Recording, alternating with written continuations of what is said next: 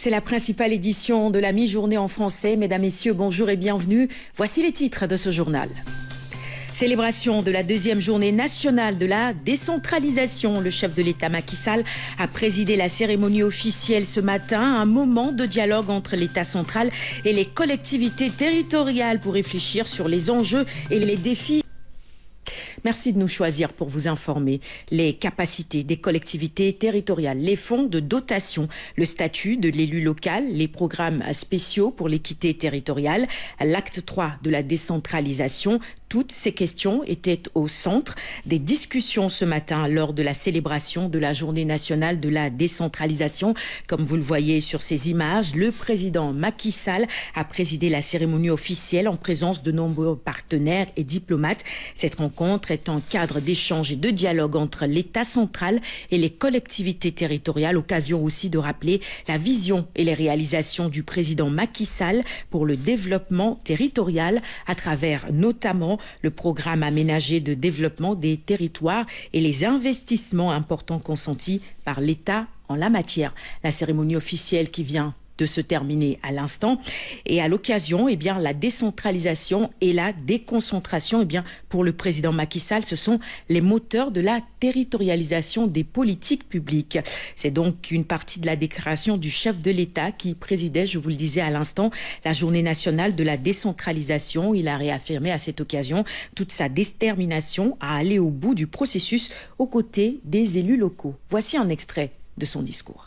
Les défis du développement durable interroge notre capacité à construire ensemble dans l'anticipation, la résilience, la solidarité et l'efficacité des stratégies de développement territorial novatrices et adaptées à partir des potentialités de nos territoires.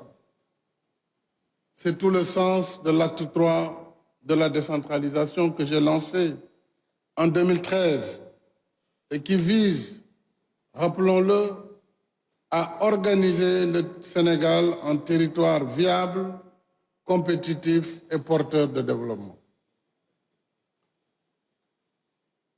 Cela, bien sûr, et nous devons nous entendre là-dessus, c'est dans l'unité de l'État. Dans l'unité de l'État et la consolidation de la République. Les collectivités ne sauraient être des électrons libres qui agissent sans aucune cohérence par rapport à la politique de l'État. Pour que les choses soient très claires. Une commune, un département n'a pas de couleur politique. Le maire ou le président du conseil peut avoir sa couleur politique. Mais l'institution, c'est un démembrement de l'État. Et il est soumis. Cette institution est soumise aux lois de la République, au contrôle de l'égalité. Et il est essentiel, je suis heureux d'ailleurs de saluer la présence des gouverneurs de région, des préfets et sous-préfets qui sont les représentants de l'État dans vos organes et qui doivent agir dans la régulation. Le Sénégal est un État unitaire, décentralisé mais unitaire. Ça, les élus doivent le comprendre. Et je suis prêt à aller le plus loin avec vous pour la décentralisation, à donner davantage de moyens et de compétences, mais dans cet état d'esprit très clair sur lequel il ne saurait y avoir de dérogation. La doctrine est donc d'être à l'écoute et au plus près des élus territoriaux et des populations à la base. Ces populations qui sont en définitive les destinataires des politiques sectorielles pilotées par le gouvernement. Comme vous le savez et vous l'avez dit, des avancées significatives ont été notées en termes de consolidation de la démocratie locale, avec l'élection des exécutifs territoriaux, maires et présidents de conseil départemental au suffrage universel direct. Mais il ne faut pas confondre président du département suffrage universel direct ou maire ne fait pas de vous président de la République ou je ne sais quel autre, parce que la confusion est parfois vite faite dès lors qu'on parle de suffrage universel direct. Alors donc c'est un acquis essentiel et c'était la demande des élus et nous l'avons fait. Mais également la refondation de l'action publique territoriale et de développement économique des territoires avec notamment la réalisation des pôles urbains à Diamniadio au Lac Rose, mais aussi à Daga-Kholba, pour ne citer que cela, mais nous en avons d'autres pôles urbains, et surtout les nombreux projets d'infrastructures publiques comme privées qui renforcent le dynamisme des collectivités polarisées par les projets. La journée nationale de la décentralisation, un rendez-vous important dans le calendrier républicain. Nous y reviendrons dans nos prochaines éditions d'information. Éradiquer la poliomyélite en Afrique pour promouvoir la vaccination sur le continent, c'est l'objectif d'un forum africain sur la vaccination et l'éradication de la poliomyélite en Afrique qui s'est tenu au centre Abdou Diouf de Diamniadio. Il s'agit de sonner l'alerte et de porter le plaidoyer à tous les niveaux afin qu'aucun enfant des villes et des campagnes ne soit laissé pour compte. Le président Macky Sall appelle à la mobilisation de tous les pays africains pour la vaccination des enfants face à la recrudescence des cas de polio sur le continent ces dernières années. Pape Biram Biguindiaï. Au nom des enfants de Médina Yoro Fula, la voix de la petite Fatoumata, loin de son Médina Yoro Fula natal, résonne encore aux quatre coins de l'Afrique. Accompagnez nos pays pour que tous les enfants de notre continent soient vaccinés. Merci à Monsieur le Président de la République du Sénégal. Une Afrique qui se mobilise à Dakar pour la vaccination contre la poliomyélite et son éradication.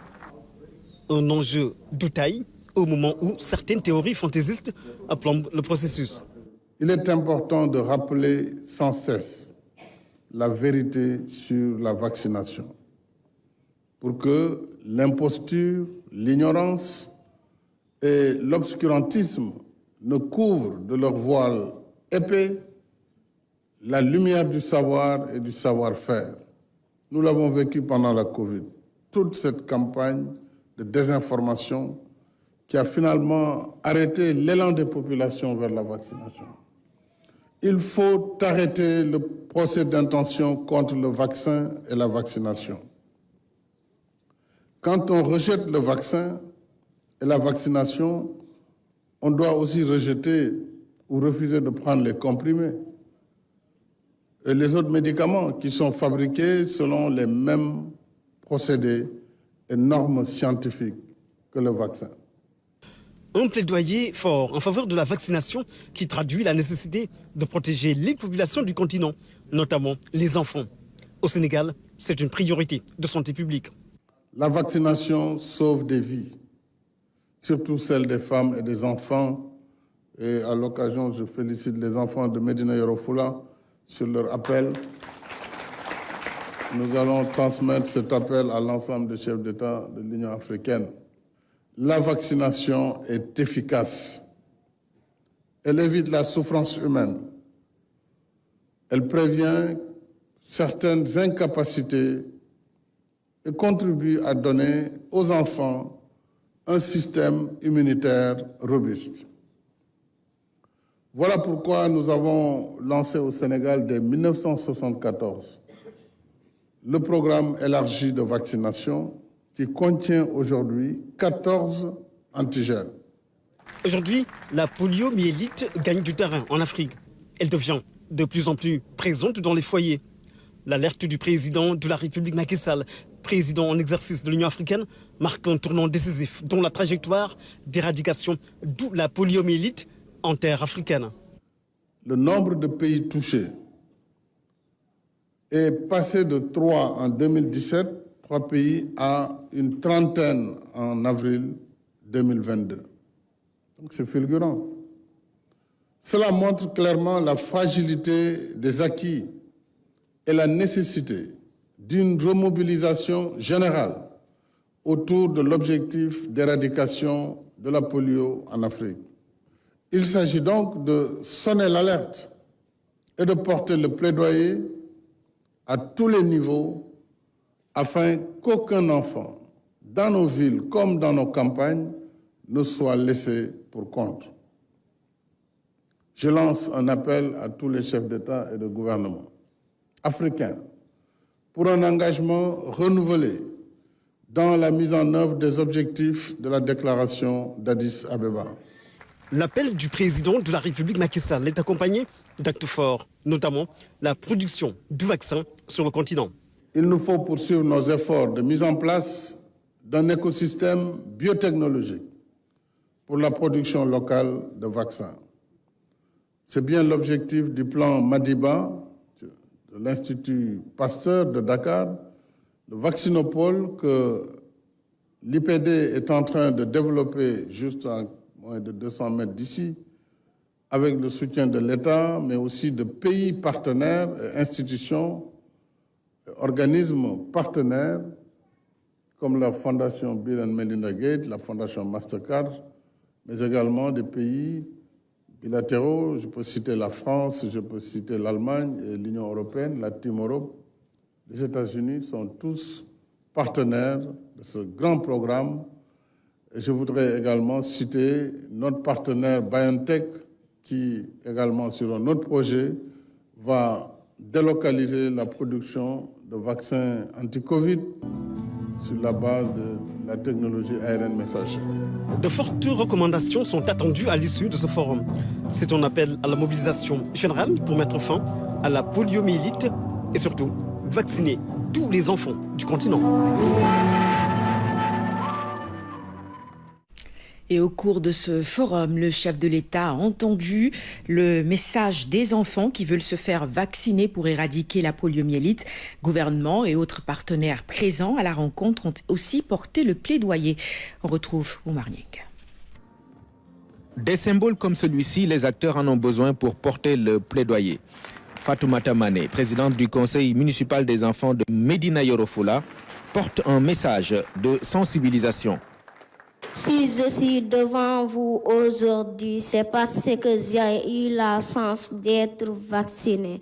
C'est ce qui m'a permis de n'avoir aucune maladie évitable par la vaccination. Monsieur le Président, chère maman et cher papa, vacciner c'est aimer. Nous avons déjà votre amour. Nous vous demandons de le renforcer en faisant tout ce que vous pouvez pour faire vacciner ces enfants africains et sénégalaises. Pour une cause commune, le message est entendu. Le président Macky Sall a promis de le transmettre à ses collègues de l'Union africaine. Gouvernement comme partenaires qui accompagnent l'initiative sont dans le même sillage. La Fondation Gates s'est associée à des pays africains pour soutenir non seulement la prestation de soins de santé, mais également les innovations dans le domaine du développement des vaccins. Et nous savons que le partenariat par le biais de programmes dirigés par les pays et par leurs dirigeants est le moyen de réaliser nos objectifs communs. Merci, Monsieur le Président, pour votre appui à cette initiative.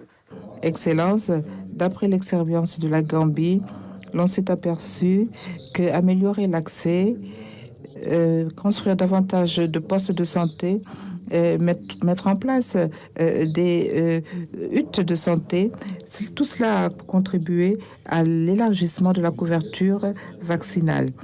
Mesdames, Messieurs, chers invités, il va sans dire que la participation communautaire est extrêmement importante.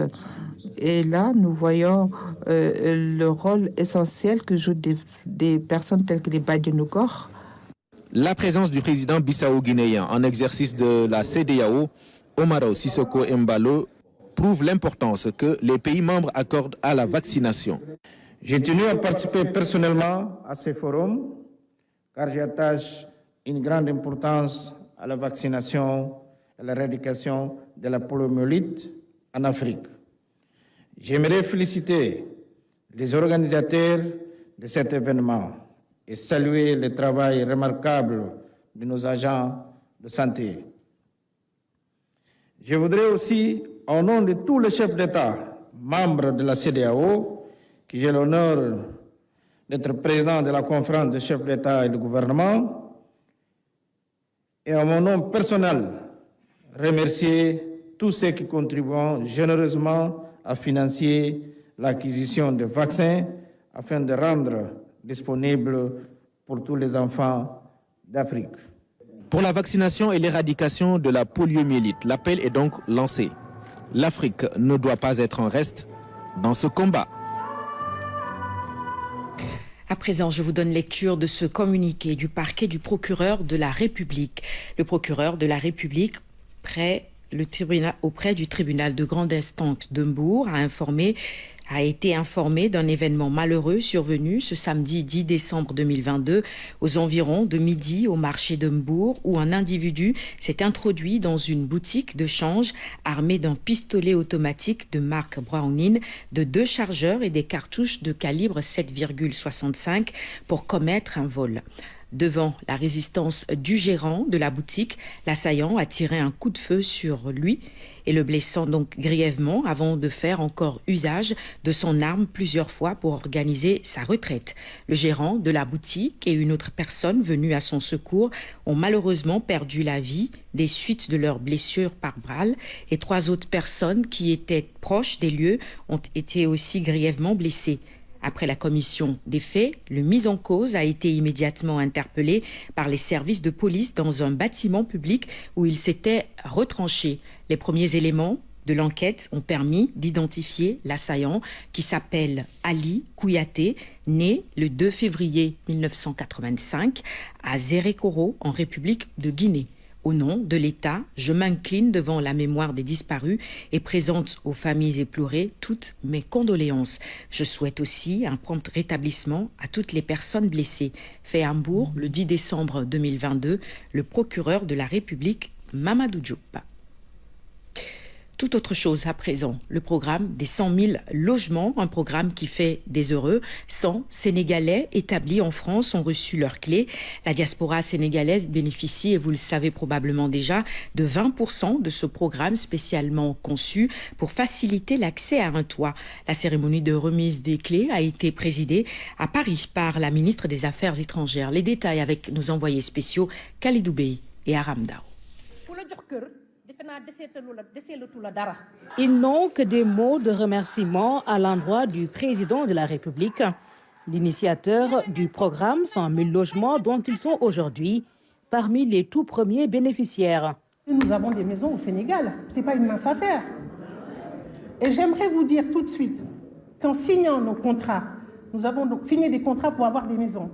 Et bien aujourd'hui, nous signons un contrat avec son Excellence, le président Macky Sall, pour lui dire que la diaspora est fière de lui et qu'aujourd'hui nous sommes prêts à l'accompagner tant qu'il le voudra et à chaque fois qu'il le pourra. La cérémonie qui nous réunit aujourd'hui, et j'en suis convaincue, marque le début d'une série qui se poursuivra pour les autres coopératives des Sénégalais de l'extérieur dans les autres continents, pays et villes, comme aujourd'hui pour nos compatriotes de la France. Démocratiser l'accès au logement est l'esprit de ce programme. L'État compte sur le soutien de plusieurs structures publiques comme privées. Il faut noter la mise en place d'un mécanisme incitatif d'accompagnement à des femmes acquéreurs avec un relèvement du taux de la quotité de garantie à 60%. Cette mesure a été prise dans le cadre des négociations que nous avons eues avec la Banque mondiale, qui va mettre une enveloppe de 25 milliards pour la ligne de garantie des acquéreurs de tous les bénéficiaires de ce programme des 100 000 logements. Regroupés en coopérative, ces Sénégalais de la diaspora montrent la voie. La 15e région bénéficie de 20% des 100 000 logements, du concret pour ces 100 premiers acquéreurs de la France. Nous y voilà. Et je dois dire cet après-midi que le rêve est devenu réalité. Or, le rêve, c'est vous. la réalité, c'est le président Macky Sall. C'est ça la vérité. C'est vous le rêve. Parce que de tout le temps, vous aviez rêvé pouvoir bénéficier d'un toit. De tout le temps, vous aviez rêvé enfin sortir des affres, de la tromperie, de l'escroquerie. Quand vous venez au Sénégal, vous déposez votre argent, vous faites confiance à quelqu'un, qu'il le détourne et qu'il ne vous reste que la déception. C'était ça, la situation sur les logements de la diaspora. Et est arrivé le président Macky Sall. Et qu'est-ce qu'il dit? Il commence par dire, je ferai de la diaspora la 15e région. Et personne ne savait c'est quoi la 15e région. Si le rêve est devenu réalité, c'est que ces Sénégalais qui se sont organisés ont aussi trouvé en face un gouvernement mobilisé. Tous les services du gouvernement sont là. Demain, personne ne dira Ana sama kayitu kër, parce que ton titre foncier, tu l'auras entre tes mains. Donc la boucle est ainsi bouclée.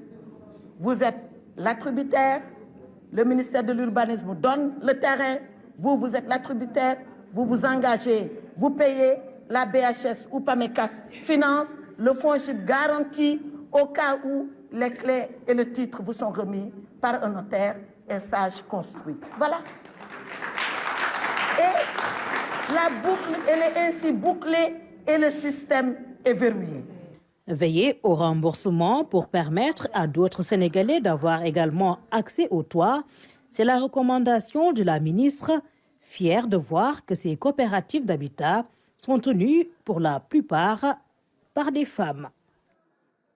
Reportage signé Aram Dao et nous ouvrons une page spéciale consacrée au sport. Dans cette édition, les Lions de l'Atlas se sont qualifiés en demi-finale de la Coupe du Monde. Les Marocains ont battu le Portugal sur le plus petit des scores, 1-0. Le Maroc devient ainsi la première équipe africaine à se qualifier dans le carré d'as dans le mondial.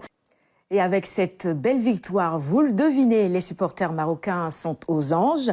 Après cette qualification des Lions de l'Atlas en demi-finale de la Coupe du Monde, hier, ils avaient sonné la grosse mobilisation au stade Atoumama de Doha. Ils ont poussé fort leur équipe jusqu'à la victoire et jusque tard dans la soirée, ils ont fait la fête. Ibrahim Amboub. 2 heures avant le match, l'arrivée de Mohamed Aboutrika, l'ex-international égyptien devenu consultant TV au Qatar, ne veut rien rater du spectacle. Les supporters marocains savent que les Lions de l'Atlas peuvent écrire l'histoire. Ils sont venus en masse au stade Atoumama.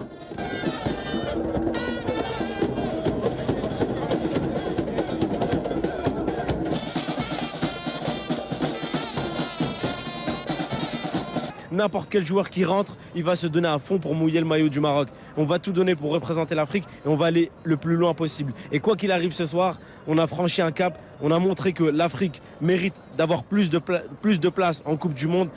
Sur les gradins, partout, du rouge. Les Marocains y croient. Ils rêvent de valider le ticket pour les demi-finales. Un rêve devenu réalité. Les Lions de l'Atlas entrent dans la légende. Le Maroc est le premier pays africain dans le carré d'as d'une Coupe du Monde. De la fierté, nous y avons tous cru, tous les Marocains ont cru. Vous avez vu le stade, il était plein à craquer de Marocains. Et alhamdoulilah, c'est une belle consécration africaine, arabe. On est parmi les 4 équipes et donc c'est une belle consécration. C'est un moment exceptionnel. Ils ont joué comme des princes, c'était unique. Vraiment et héroïque parce que toute la deuxième mi-temps a été très dure, il fallait tenir. Mais l'essentiel avait été fait en première et le bloc était solide. Il n'y a pas à être complexé. Ce qu'ils ont montré aujourd'hui sur le plan de vue tactique, technique, c'est vraiment quelque chose d'unique, quoi. C'est vraiment un blueprint pour toute l'Afrique de croire en ses qualités et vraiment d'aller chercher la coupe. Joie, fierté, satisfaction au stade Atoumama. Même sentiment à Souk Wakif, lieu de rencontre des supporters après les matchs. Que du bonheur.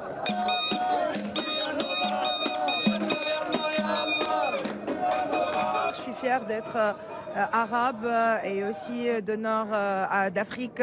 Je suis à la base tunisienne, mais je supporte le Maroc.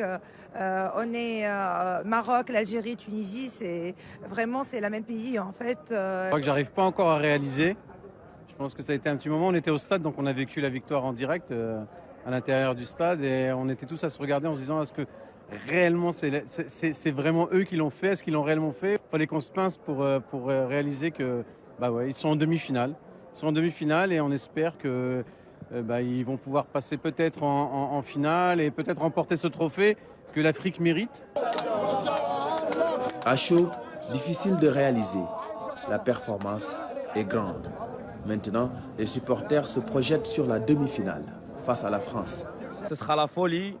Je suis sûr qu'on va gagner. On sera content. Les Marocains, je suis sûr qu'on ira en finale. Ce sera un match très compliqué, mais puisqu'on a battu l'Espagne, le Portugal, la Belgique, etc., c'est pas impossible. Et je crois que ce sera une revanche sur le passé pour toute l'Afrique. Nous sommes très optimistes pour le prochain match contre la France. Bien évidemment, c'est nos confrères. On a une très belle connaissance de leur effectif, de leur tactique. On a de nombreux joueurs qui jouent en Ligue 1 et qui ont côtoyé les autres joueurs de cette ligue-là et de tous les joueurs de l'équipe de France. On espère très bien remporter ce match, aller en finale et voilà, permettre aux supporters marocains d'être très heureux. Donc je souhaite le meilleur pour l'équipe du Maroc et que le meilleur gagne. Et certainement c'est le Maroc le meilleur. Dima Maghreb, Dima Ouidad et Alouzi, on remportera cette coupe. Dima Maghreb. Pour les Marocains, the sky is the limit. Ils rêvent d'aller jusqu'au bout, du bout. Nous retrouverons dans un instant Ibrahima Mboup en direct de Doha pour revenir sur cette qualification historique du Maroc. Et à Dakar, la victoire du Maroc a été fêtée à la place de l'indépendance. Elle a été tout simplement le lieu de ralliement de la communauté marocaine. Ils se sont retrouvés en famille et entre amis pour célébrer cette victoire historique. Fatoumata Savané a assisté à ce moment riche en émotions. Regardez. Des scènes de joie, le drapeau marocain en bandoulière, la place de l'indépendance, en plein centre-ville et le lieu de convergence de tous les Marocains de Dakar. Les ressortissants marocains du Sénégal ont été nombreux à rallier le lieu et à exprimer leur joie et leur fierté. On est plus que contents. On se dit que c'est l'Afrique qui a gagné. Elles sont vraiment... C'est comme si c'était le Sénégal qui a gagné aussi. Voilà. Elles sont... Tous là, les Sénégalais sont là pour essayer aussi de partager cette joie avec vous. Maintenant, il faut prier pour que ça continue. On va prier pour que ça continue. On n'a pas fini encore. On est content. On savait qu'on pouvait y arriver. On a réussi. Oui, ce match, c'est pour toute l'Afrique. Une victoire, certes historique pour le Maroc, mais aussi pour l'Afrique. Et cette victoire est dédiée à tout le continent. On est très content de cette victoire. On est très content parce que c'est l'Afrique qui a gagné. C'est l'Afrique qui a gagné, c'est pas que le Maroc. De toute façon, on est fiers. C'est l'Afrique en plus. Le Maroc aussi, beaucoup de l'Afrique. Nous sommes qualifiés, mais il y a un pays africain qui nous a représentés. Et on est très contents, très fiers de l'équipe marocaine qui représente tout le Maroc, toute l'Afrique, et vive le Maroc! Je suis très content, il n'y a pas mieux que le Maroc. Inch'Allah, on va gagner. Inch'Allah. Le Maroc, c'est comme le Sénégal pour moi. C'est mon pays. Marocains et Sénégalais nagent dans le bonheur d'être la première nation africaine à aller en demi-finale de Coupe du Monde. La fête est belle et elle va sûrement se poursuivre jusque tard dans la soirée.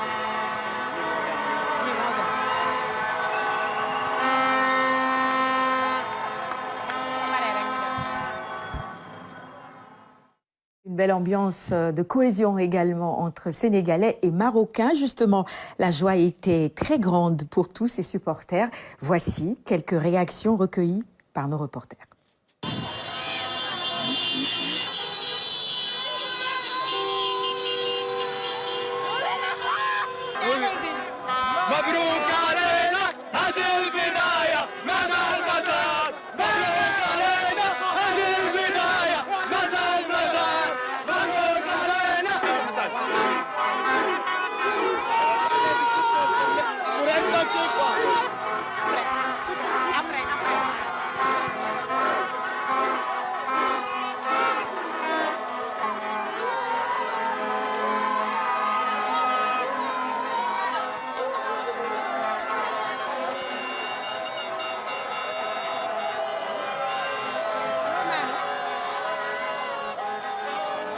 Allô?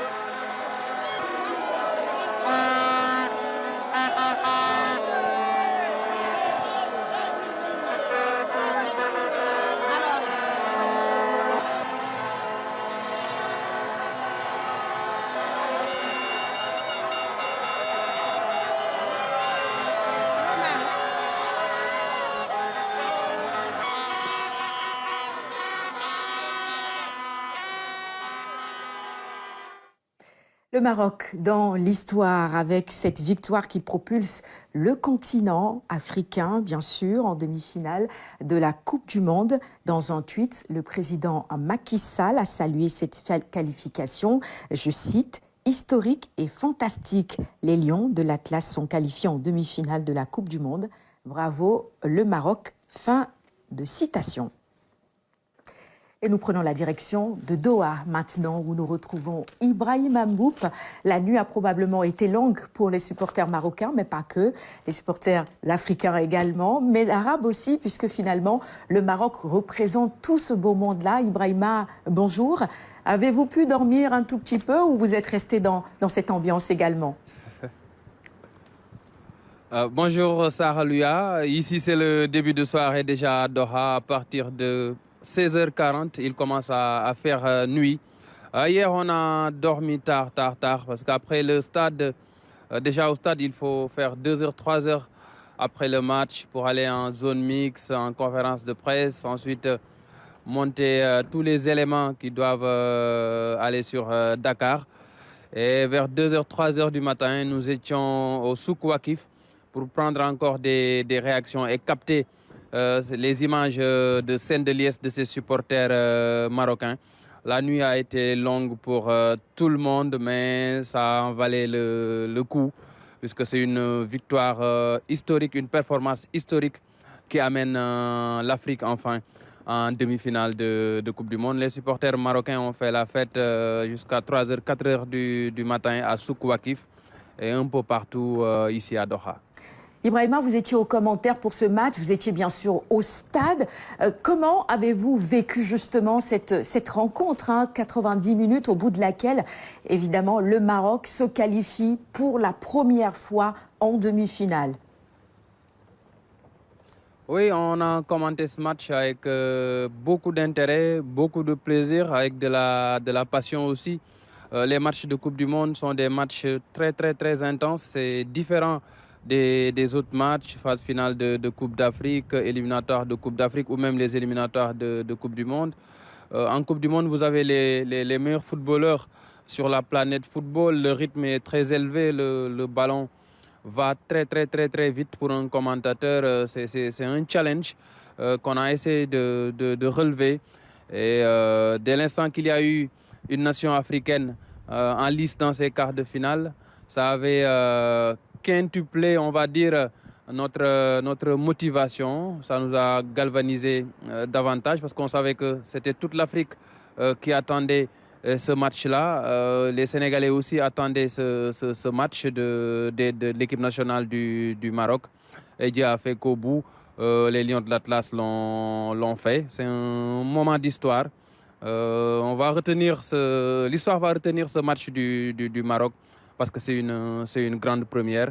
Il n'y avait que du bonheur et de la satisfaction au bout des 90 minutes. C'était très intense avec beaucoup de suspense. C'est comme si le Sénégal jouait ce quart de finale. Tout le monde vibrait pour l'Afrique. Tout le monde était à fond derrière cette équipe nationale du Maroc. Heureusement que les Lions de l'Atlas ont su faire le job et amener l'Afrique en demi-finale de Coupe du Monde. Les Lions de l'Atlas qui affronteront donc en demi-finale les Bleus de la France qui se sont également qualifiés un peu plus tard dans la soirée d'hier. Comment voyez-vous cette affiche et les chances du représentant du continent, bien sûr? Ça va être une très belle affiche, très belle demi-finale. Le Maroc qui fait face à la France. La France, c'est le pays colonisateur du Maroc, l'un des pays colonisateurs, puisque le Maroc a eu 2 colonisateurs. Il y a eu l'Espagne au nord et puis le reste du pays était occupé par la France. Ça ne sera pas seulement un match de football, il y aura une part d'histoire, une part de géopolitique. les Marocains connaissent bien cette équipe de France, puisque certains joueurs de l'équipe du Maroc sont formés en France. Ils évoluent en Ligue 1. Hier, en conférence de presse, Walid Regragui a dit que le Maroc a de réelles chances. Il croit aux chances de son équipe pour la victoire finale. Et il dit que le Maroc n'a encore rien fait. C'est ça le discours de Walid Regragui. Il dit qu'il est à une rencontre, à un match d'une finale de Coupe du Monde. Pour lui, ça vaut tous les sacrifices. Et il dit qu'il va faire la meilleure composition d'équipe et que ça va être difficile pour son adversaire parce qu'à ce moment-là, il ne savait pas encore que l'adversaire du Maroc en demi-finale, ce serait la France. Mais quel que soit l'adversaire, Walid Regragui pense qu'il va essayer de faire la meilleure composition d'équipe et que les Marocains vont se donner jusqu'au bout pour aller en finale de Coupe du Monde. S'il y arrive, franchement, ça sera une très, très, très grosse performance pour le continent africain parce que l'Afrique a eu un grand retard en Coupe du Monde. Pratiquement, les autres nations, les autres continents ont joué cette Coupe du Monde pendant longtemps avant que l'Afrique ne vienne, presque 40 ans après le début de la Coupe du Monde, hormis la participation de l'Égypte en 1934. Donc il a fallu attendre 1970 pour voir une équipe africaine en Coupe du Monde. Et c'était le Maroc, justement. Le Maroc qui continue d'écrire son histoire en Coupe du Monde. Le Maroc qui poursuit son chemin dans cette compétition tout en essayant de faire ce qu'aucune équipe africaine n'a fait, c'est-à-dire aller en finale de Coupe du Monde. Et c'est dans les cordes de l'équipe marocaine. C'est une équipe qui a du potentiel, une équipe très solide, très bien structurée, très bien organisée, efficace, qui a un mental. Franchement, c'est une belle équipe marocaine dans cette Coupe du Monde. La meilleure défense aussi, un seul but encaissé et c'est un but contre son camp. Aucune équipe n'a encore réussi à marquer un but contre le Maroc. C'est une solidité défensive, un grand gardien aussi, Yassine Bounou. Dans ce genre de compétition, il faut être solide derrière, il faut avoir un grand gardien, il faut être efficace devant. Et le Maroc a tout cela dans son groupe.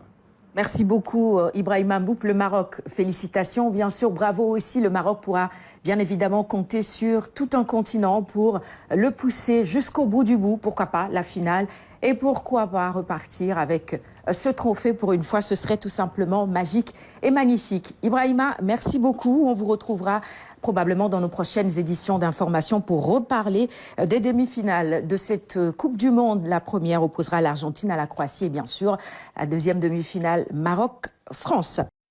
C'est cet élément qui met fin à ce journal. Merci de l'avoir suivi. Dans un instant, vous retrouverez Khalisek pour le Wolof. Restez en compagnie de nos programmes. Très bel après-midi à toutes et à tous.